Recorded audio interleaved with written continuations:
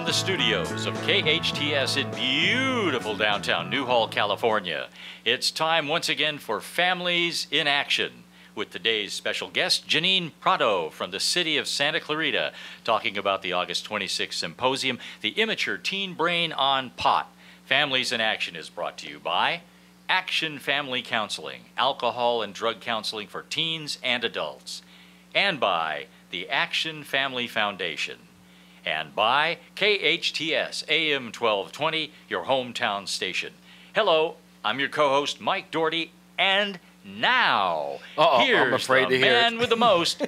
Here's your host, Cary. I helped my daughter bring in a big fish, Quashen.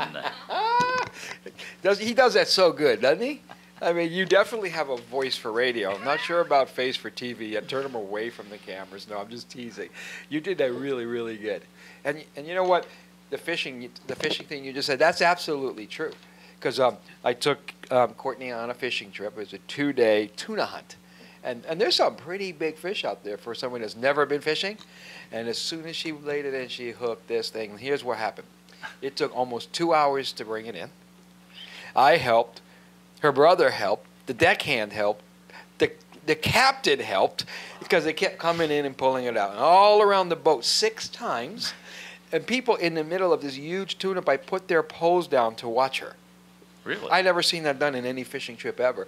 And she did it. They landed, and it's in the fishing place right now getting cleaned up and ready for sushi. How does she feel about it? Oh, great. Except for I did ask her this morning, how do you feel? She says, very sore. That would do it. I've been fishing for, I don't know, 30, 40 years. Yeah. I never caught a 100-pound tuna. First time she goes out, bang.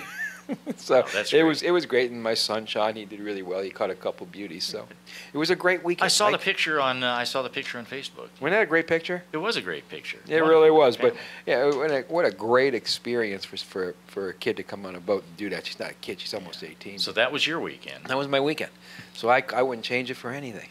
And she's pretty cool. She says, "Dad, they're in the middle of all these people catching fish. Go get one." I said, "No, I'm going to help you." I had more fun doing that. That was cool. Yeah. That was cool. I didn't care if I caught a fish or not. Well, I had a great weekend. Yeah. My family's here, too. In fact, they're here in the studio. We got a whole crowd with us. My wife, Mary, is here in the studio. Hi, Mary. Hello. We have my daughter, Nikki. Nikki. And my granddaughter, Amanda, who is 100% ham. Are you a ham? Yeah, I guess she is. Very, very cool. I have some news for you. Let's hear it. Did you know that today is National Vanilla Custard Day? Oh, God, that sounds good. And if that doesn't do anything for you, tomorrow that does a lot for me. Is National Soft Iced Cream Day. Janine is sobbing. I don't know why. What did he say? What did it to you? Ice cream. Oh, yeah, soft ice cream. And here's something very interesting. I've got 2 this day in histories for you. Good. One took place back in 1859, which is slightly ahead of your birthday, right? Just a little. Just a little. The first U.S. airmail took off from Lafayette, Louisiana, in a balloon. Wow. I guess that didn't work out too well. Uh-oh. They don't do that anymore, right? Yeah. Okay. Yeah. Now, jumping ahead to 1953. 1953, this day in history, was the first meeting of Narcotics Anonymous in Southern California. That I knew. Yep. And what a wow, isn't that cool? It is cool. How many thousands and thousands of people that their lives got changed by going to those kind of 12-step programs. Pretty impressive. Now, you know, Cary, today we're going to be talking about the symposium that's coming up, which, of course, you're participating in as a speaker, right. And that's what Janine is going to be talking about today. But before we get into all of that, I have something from the action file. Got it. And this fits right in, because we're going to be talking about the immature teenage brain on pot. And there was a study done just recently, and here's what it came up with. People who live in areas of California with a higher density of marijuana dispensaries experience a greater number of hospitalizations involving marijuana abuse and dependency. You know, we got an hour. I could speak on this for all day, because, you know, I do lectures all over the place on this stuff. And let me tell you, before we go on break, is when I'm dealing with someone that's in treatment, Actually, it's too big of a story to tell and then have a break. So let's go ahead and take our break, and then when I come back, I want to pick it up right from there. This is Families in Action on your hometown station, AM 1220 KHTS. Welcome back to Families in Action on our hometown station, AM 1220 KHTS. I'm Cary Quashen, your host, my co-host Mike Doherty, and we got Janine Prado from the city here. You know, Janine, they make purses and shoes after you. No, it's Prada. I just... You should have said, yep, they do. No. But we were just talking about, we're going to do a symposium, right? Yes, and we are. We've done quite a few. Mm-hmm. And this one, I think I'm more excited about this one than any other one. And I'll tell you why, because we do heroin kills, and then we did pills kill.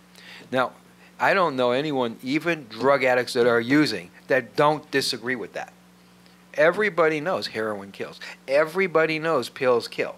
Everybody now knows that the overdoses actually surpassed car crashes. So it's one of the leading causes of accidental death there is, and is so preventable. But when you're talking about, you might read the first paragraph and you see where I'm going. Well, public opinion across the nation seems to be relaxing towards the perception of the harmlessness of marijuana. But one fact remains: the effects of the mind-altering drug on the still developing teen brain can be irreversibly damaging. That's why this is so important, because we as a nation, we as people become so lax when it comes to marijuana right now that it's pretty much off the hook, and it's pretty sickening. I work in the trenches. I see what happens to these people. When somebody's coming into our treatment centers and they're on heroin and cocaine or opiates or whatever the deal is, I mean, they want off. But you can also realize that we get into these debates with them about marijuana now. I was talking to somebody Thursday. He said, "Well, I'm going to smoke pot still. I have a medical marijuana card." And I said, "Oh, I can go get a script for Oxycontin today too. That doesn't make it okay." Well, I don't really like marijuana. Oh, so you're going to smoke it because you don't like it. But the arguments that we have now, the debates that we have right now is, hey, it's legal, which really it is. It isn't, but it is. So is alcohol. And alcohol kills how many people every year? I don't even want to go there. So cigarettes. How many people die from one of the leading causes of death, right? So it's kind of one of those kind of things where if you get into too much of a debate with these guys, I mean, it's not going to, you can't win. So the bottom line is, I, as a drug counselor, would rather deal with someone on heroin than a chronic pot smoker. I can look at someone on heroin and say, "You're ruining your life." They go, "I know." I can look at a chronic pot smoker and say, "You're ruining your life." They go, "Huh?" They're burned out. Mm. And what we got to remember is the marijuana today is so different than it has ever been before. Years ago, it was 0.3 milligrams. That's, let me say it so everybody gets this. Years ago, it was 0.3 milligrams THC. That's the drug that gets you high. It now, and just in a regular hit, usually it's between 20 and 30 milligrams THC. So from 0.3 to almost 30. Now the oils, the hash oils and waxes and edibles, 80 to 90% THC from 0.3. And this is all, everything that you're saying here, Cary, is exactly why the people that are listening to this program right now and their friends need to come and attend this symposium on August 26th. This is so important. Because we don't get it. As a society, we don't get it. I hear it all the time. Well, my kid's doing it. You know, there's nothing I can do. Everyone does it. Well, that's a bunch of, you know what, not everybody does it. There are many kids who don't. Mm-hmm. It's a rite of passage, my you know what. And I'll tell you what, here's when we're dealing with, we have an adolescent ranch up the street. People live there for a month. We take them off of drugs. I won't take a chronic pot smoker if they're under 13. I'm not going to take them because it isn't going to work. Those kids are so messed up that my suggestion is first we're going to send those kids away. We're going to send them to a place like Arizona, Utah or something like that for a year or two so that their brain can catch up. Because they're so immature. And these kids, let me tell you something. People don't get this. They are so addicted to that drug that they don't care about school, forget homework, or anything else. It's one of those, I just want to get high. Because they're so young, they can't figure out anything else, but it makes them feel so good. So it's really a battle. And parents out there, we got to educate you. I mean, These kids, we could talk until we turn blue, you know, and they're going to go, yeah, but. Yeah, but. And that's the real sickening thing that's going on right now. And I'll tell you what else it does. It messes with your short-term memory. Why didn't you do your homework? Why didn't you go to school? I forgot. Why didn't you do your homework? I forgot. Why didn't you turn in your homework? I forgot.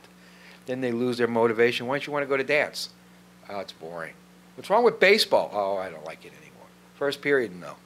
So they start losing their motivation. Then long-term memory loss.